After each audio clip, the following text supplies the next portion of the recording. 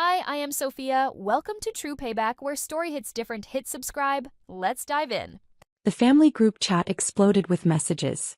My brother Marcus posted screenshots of my acceptance letter to Stanford's MBA program. "This is suspicious," he wrote. "Her undergrad GPA wasn't even that high." My sister Ashley chimed in immediately, "Probably some diversity thing." Dad's response came next, "I'll drive up there with you, Marcus. We need answers."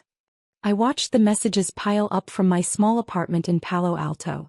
The same apartment they'd called pathetic when I moved in 3 years ago. The same apartment that sat on property I'd purchased outright for $2.3 million. They didn't know that part. I set my phone down and returned to reviewing the quarterly reports from the 3 companies in my portfolio. By morning, everything would be very different. Growing up as the youngest in the Chin family meant living in Marcus's shadow. He graduated summa cum laude from Harvard. Ashley got her law degree from Yale. Both worked at prestigious firms in New York, making the kind of money that impressed our parents at every family dinner. I took a different path. After finishing my economics degree at UC Berkeley with a 3.4 GPA, disappointing, according to Dad, I joined a small tech startup in San Francisco.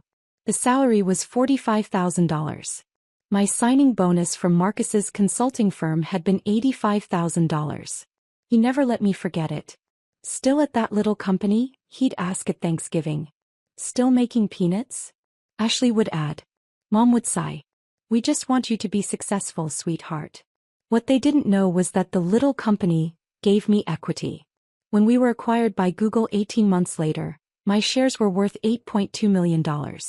I didn't tell them. I'd watched how they treated money, as a weapon, as proof of worth, as a tool for control. Marcus had used his salary to buy influence over family decisions. Ashley leveraged her position to dictate holiday plans. Both used their success to diminish mine. So I stayed quiet and invested carefully. The $8.2 million became $23 million through strategic angel investments in early-stage startups. 3 of them went public. 2 were acquired. 1 failed spectacularly, but I'd only invested $200,000 in that one. By the time I was 28, my portfolio was worth $47 million. At 29, I sold 2 companies for a combined $89 million. At 30, 3 months ago, I endowed a $15 million scholarship program at Stanford. The dean called it transformative. The university foundation asked me to join their board. I accepted. My family knew none of this. To them, I was still the underachiever who wasted her potential at a startup. The one who lived in a tiny apartment and drove a basic Honda. They mistook strategy for failure. I wasn't hiding. I was watching. The Stanford Scholarship Program was designed for first-generation college students pursuing entrepreneurship. I'd structured it with Dean Williams personally, spending 6 months crafting criteria that would identify students with potential rather than just perfect GPAs. "This will change lives," Dean Williams said at the private signing ceremony. $15 million creates opportunities for students who might never have had them. The foundation board meetings happened quarterly. I sat alongside CEOs, venture capitalists, and legacy donors whose families had supported Stanford for generations. My contributions had earned me a seat at the table and, more importantly, influence over university decisions. When I applied for the MBA program, I used my maiden name, Chin, rather than my business name. My application essays focused on my startup experience and investment thesis. I didn't mention the scholarship or my board position. I wanted admission based on merit, not connections. My acceptance letter arrived on a Tuesday. I'd been admitted to one of the most competitive MBA programs in the world, with a partial scholarship based on my demonstrated entrepreneurial success and potential for impact. I earned it. But when I posted about my admission on social media, just a simple, "excited to start at Stanford GSB this fall," the family group chat erupted. Marcus called within minutes. "How did you get into Stanford?" "I applied," I said. "Your undergrad GPA was 3.4. They look at more than GPA for MBA programs." "What's your GMAT score?" 730. Silence. "Then, that's adequate. But Stanford? Something's off." Ashley joined the call. "Did you claim some hardship? Exaggerate your work experience." I listed my actual experience. At that startup nobody's heard of? The one that Google acquired for $47 million, I said quietly. You didn't make that much from it, Marcus snapped. I didn't correct him. Let them think I'd been a low-level employee who got lucky with a small payout. Let them maintain their narrative. The truth would be more powerful when it finally emerged. The accusatory family dinner happened 3 days later. Mom insisted we all meet at their house in Atherton, the house whose mortgage I'd been anonymously paying for 2 years after Dad's investments went south. They didn't know that either. We need to discuss your admission, Dad said, sitting at the head of the table. Marcus pulled out a folder. I've been researching Stanford's admissions data. The average GMAT for admitted students is 737. You're below average. By 7 points, I noted. The average GPA is 3.8. You're significantly below that. For undergrad, yes. MBA programs weigh work experience heavily. Ashley leaned forward. What exactly did you tell them about your work experience? The truth. I joined a startup, helped grow it, and we were acquired by Google. In what role? Marcus demanded. Director of Business Development. And after the acquisition? I did some angel investing. Unsuccessfully, I assume, Ashley said. Since you're living in that tiny apartment. I smiled. I like my apartment. Mom touched my hand. Sweetheart, we're just concerned. Stanford is incredibly prestigious. If there's been some mistake or if you embellished anything on your application, we need to fix it before it becomes a scandal. There's no scandal, Mom. Marcus stood. I'm calling the dean tomorrow. Someone needs to investigate this admission. Marcus. This isn't negotiable. Our family's reputation is at stake. If you got in through some back door, it reflects on all of us. Dad nodded. He's right. We need transparency. Ashley added. And honestly, if you did exaggerate, it's better we catch it now than have Stanford discover it later.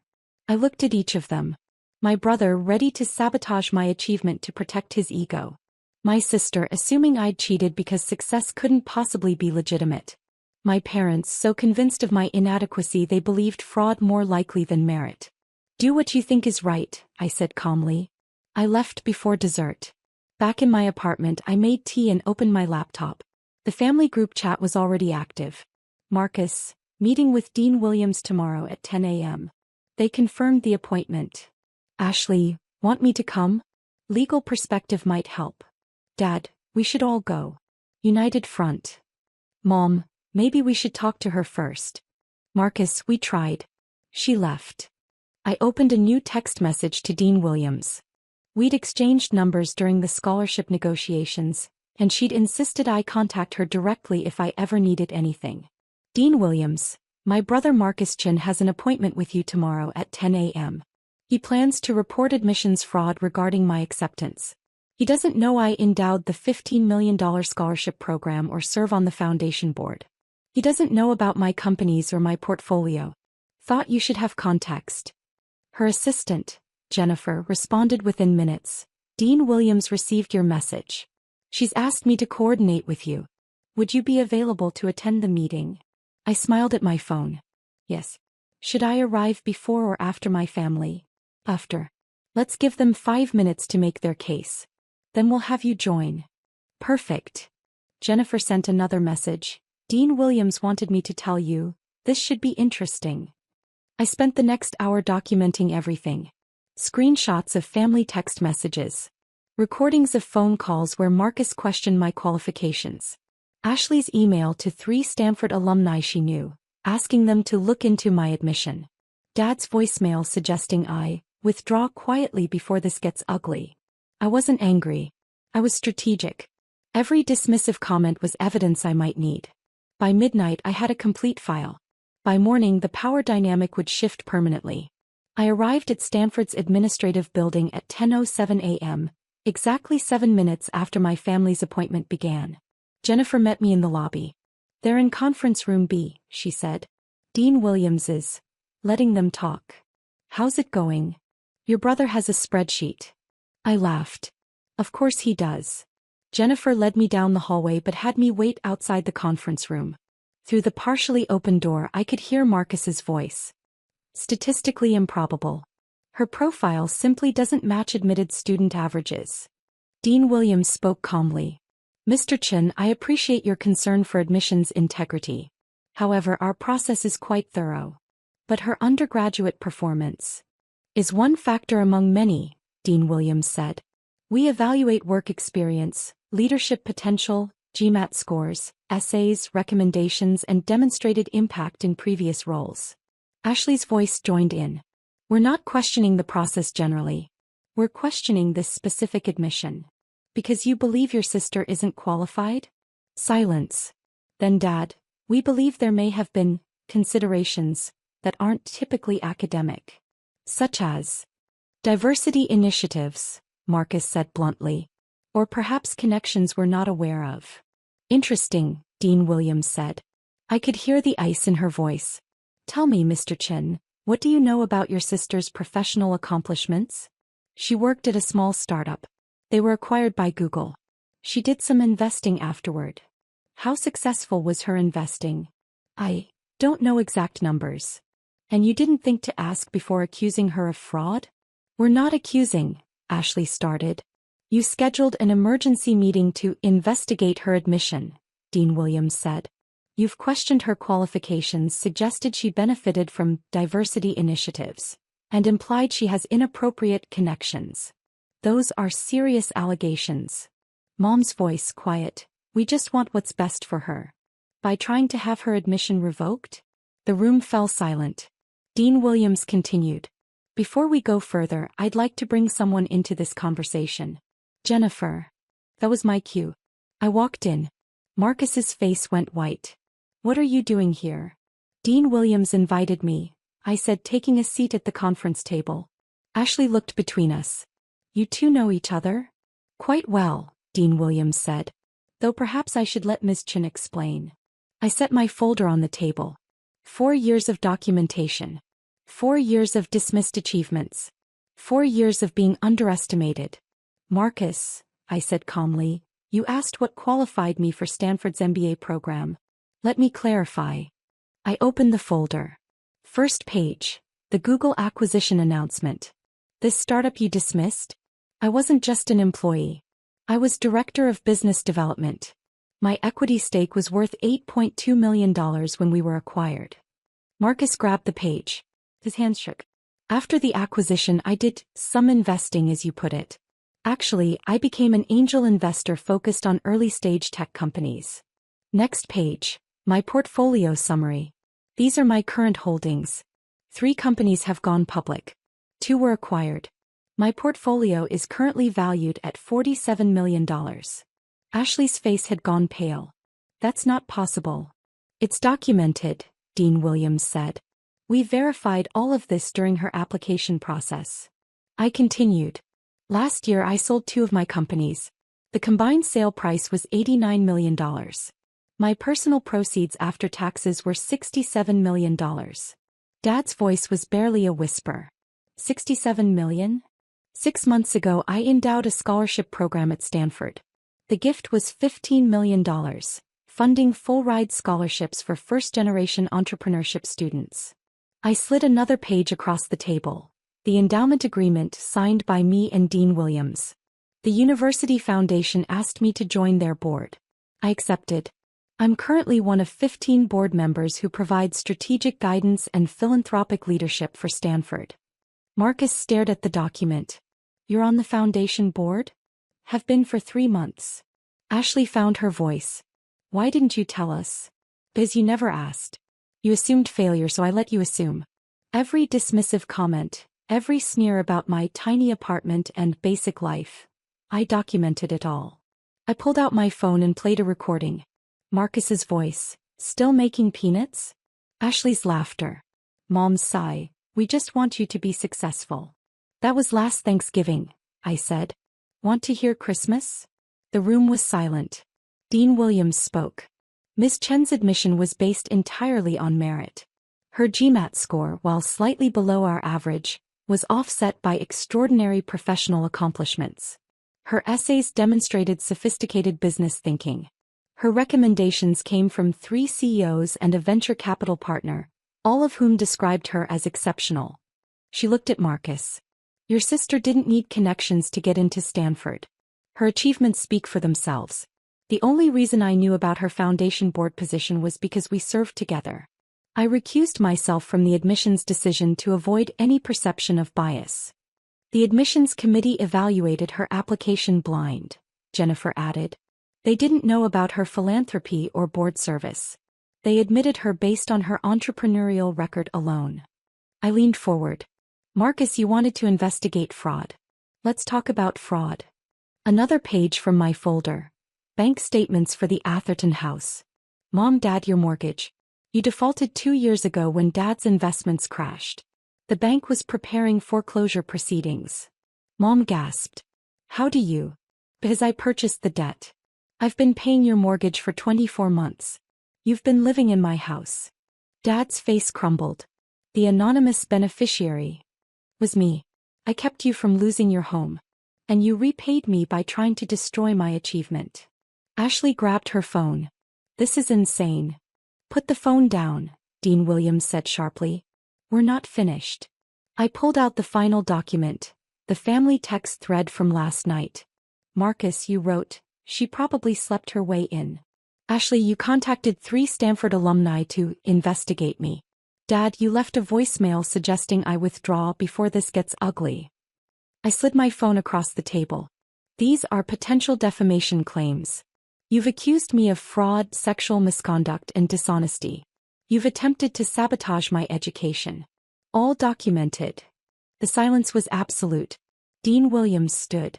Mr. and Mrs. Chen, Marcus, Ashley, I think we're done here. Ms. Chen's admission stands. She earned her place in our program through exceptional merit. She looked at me. Would you like campus security to escort your family out? I considered it, then shook my head. No. They can leave on their own. Marcus stood slowly. I didn't know. You didn't ask, I said. You assumed. For 4 years, you assumed I was failing because my success didn't look like yours. You mistook strategy for weakness. We're family, Mom said, tears streaming. Family supports each other. Family asks questions before accusations. Family doesn't try to destroy what they don't understand. I stood. Dean Williams, thank you for your time. I'll see you at the board meeting next week. Looking forward to it. I looked at my family one last time. I'm done proving myself to you. I have companies to run, investments to manage, and an MBA to earn. Whether you're part of my life going forward depends entirely on your next actions. I walked out. Behind me, I heard Ashley whisper, "Oh my God, what did we do?" Jennifer walked me to my car. That was the most satisfying meeting I've ever attended, she said. It was necessary. Dean Williams wants you to know. If they cause any problems during your program, you're to contact her immediately. They won't, I said. They're too shocked. I was right. For 3 days my phone stayed silent. No group chat messages. No calls. No apologies. On the 4th day Marcus sent a text, "Can we talk?" I didn't respond. Ashley tried next, "Please. We need to explain." Still nothing from me. Mom called and left a voicemail. "Sweetheart, we were wrong. So wrong. Please call us back." Dad's message came last. "I don't know how to fix this. But I want to try." I let them sit with it for a week. Meanwhile, my phone exploded with different messages. The 3 CEOs who'd written my recommendations called to congratulate me again. 2 venture capital firms wanted meetings. A Forbes contributor reached out about a profile piece. 30 under 30 alumni success stories. The foundation board meeting happened on schedule. Dean Williams introduced me to 2 major donors who wanted to discuss educational philanthropy. One was considering a $25 million endowment. She wanted my advice on structure. "Your scholarship program is the gold standard," she said. "How did you design the selection criteria?" I spent an hour explaining my approach. By the end, she'd asked me to consult on her entire giving strategy. The fee would be $150,000. I donated it back to Stanford. That evening, Marcus showed up at my apartment. I watched through the security camera as he stood outside my door for 10 minutes before finally knocking. I let him wait. When I finally opened the door, he looked devastated. "Can I come in?" 5 minutes. He sat on my couch, the $8,000 Italian leather one he'd called trying too hard, last Christmas, and put his head in his hands. I'm sorry, he said. I was jealous. Threatened. You weren't supposed to be more successful than me. Why not? Because I'm the oldest. I did everything right. Harvard consulting, all of it. And you took a risk on some startup and... He looked up. $67 million. After taxes. I make $380,000 a year. I thought I was successful. You are successful, Marcus. Not like you. Different paths, I said. But you couldn't let me have mine. You needed me to be failing so you could feel superior. He nodded slowly. You're right. And I almost destroyed your admission because of it. I'm so sorry. Almost. I raised an eyebrow. You did destroy something. Trust. Respect. The relationship we had. Can we rebuild it? I don't know yet. 2 months into my MBA program, I hosted a family dinner. Not at their house, at mine. The real one. I'd purchased the Palo Alto estate 3 years ago for $6.7 million. 6 bedrooms, 8 bathrooms, pool, guest house. I'd never mentioned it because they'd never asked where I really lived. The tiny apartment was my city pied de terre. Marcus arrived first. His jaw dropped when he saw the circular driveway, the fountain, the professionally landscaped grounds. Jesus Christ, he whispered. Ashley and her husband came next. She didn't speak, just stared. Mom and Dad arrived last. Mom started crying the moment she saw the house. Inside, I'd prepared dinner myself, something I'd learned to do well over the years. We sat in my formal dining room, beneath a chandelier that cost more than their first car. I didn't invite you here to show off, I said once everyone was seated. I invited you here because I wanted you to see the full picture. Not the edited version I've been showing you. I gestured around the room. This is my life. The companies, the investments, the properties, the foundation work. It's all real. And I built it while you were busy dismissing me. Dad spoke first. We failed you. As parents, as family. We should have asked, should have supported, should have believed in you. You should have, I agreed. But you didn't. And that taught me something important. I don't need your validation. I never did. Ashley wiped her eyes. So why are we here? Because despite everything, you're still my family. And I'm giving you a choice. We can rebuild our relationship, honestly, with mutual respect, or we can be cordial strangers who see each other at holidays. I want to rebuild, Mom said immediately. Me too, Marcus added. Whatever it takes. Then it starts with honesty, I said. No more assumptions. No more dismissiveness. No more using success as a weapon. We support each other's paths even when they look different from our own. We talked for hours. They asked questions, real questions, about my businesses, my investments, my plans. I showed them the scholarship program details, explained my board responsibilities, shared my vision for the next phase of my career. After the MBA, I'm launching a venture capital firm, I said. Focused on investing in founders from non-traditional backgrounds. People who get overlooked because they don't fit the typical mold. Like you were, Ashley said quietly. Exactly like I was. Marcus leaned forward. Do you need any support? Connections, advice, anything? I smiled. Actually, yes. I need someone who understands traditional corporate structures. Someone who can help my founders navigate established companies. I'm in, he said immediately. Whatever you need. It wasn't fixed. Not completely. Trust takes time to rebuild, and I wasn't naive enough to think one dinner solved 4 years of dismissiveness. But it was a start.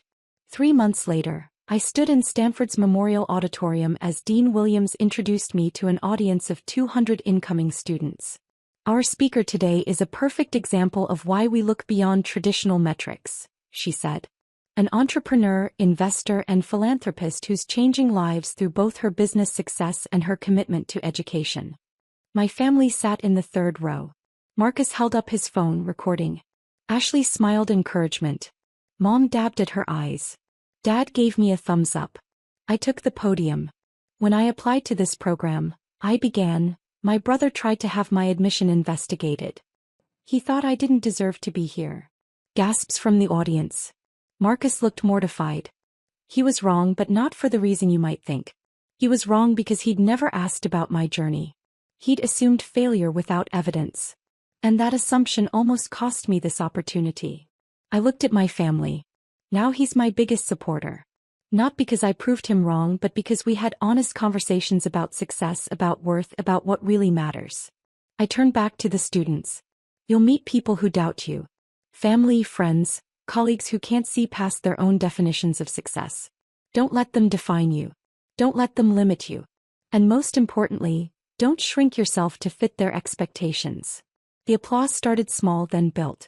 By the end, the entire auditorium was standing. After the speech, Marcus found me outside. "Thank you for that," he said. "For what?" "For including the part about me supporting you now. You could have just ended with the investigation attempt." "I could have," I agreed. "But that wouldn't be the truth. The truth is people can change. Relationships can heal. It just takes humility, honesty, and work." He hugged me. "I'm proud of you, little sister. I should have said that 4 years ago. You're saying it now. That's what matters." As we walked back to my car, the Tesla Model S I'd finally stopped hiding, I checked my phone. A new text from Jennifer. "Dean Williams wanted you to know. 4 students have already applied for your scholarship program based on your speech. She says you're changing lives." I smiled. 4 years ago I was the overlooked youngest child. The underachiever. The disappointment. Now I was building an empire, funding education, and proving that success doesn't look the same for everyone. My brother had demanded to see the dean about my admission. He got more than he bargained for. And so did I.